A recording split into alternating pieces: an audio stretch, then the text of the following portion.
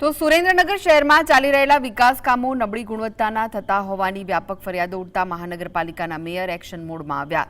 મેયરે એન્જિનિયરોની ટીમને સાથે રાખીને શહેરમાં ચાલતા રોડ રસ્તાના કામોનું આકસ્મિક ચેકિંગ હાથ ધર્યું। સમગ્ર કામગીરીની ઝીણવટભરી સમીક્ષા કરી હતી। તેમણે કોન્ટ્રાક્ટરોને કડક શબ્દોમાં ગુણવત્તાયુક્ત કામ કરવાની સૂચના આપી।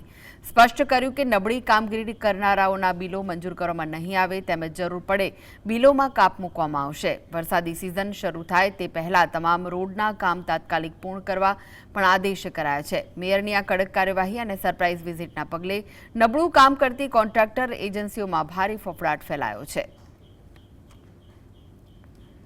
ગુણવત્તા બાબતે સૂચનો આપવામાં આવેલા હતા, તેમજ કામગીરી ઝડપથી થાય તેમજ જરૂરી ડાયવર્ઝન અને ટ્રાફિકને ડાયવર્ટ કરી શકાય એ બાબતે મેયર સાહેબ દ્વારા યોગ્ય માર્ગદર્શન આપવામાં આવ્યું અને કામગીરીને નિયત સમય મર્યાદામાં પૂર્ણ થાય તેમજ શહેરીજનોને કોઈપણ જાતની અગવડતા વિના તાત્કાલિક કામગીરી પૂર્ણ કરી ગુણવત્તાયુક્ત કામગીરી થાય એ બાબતના મેયર સાહેબના સૂચના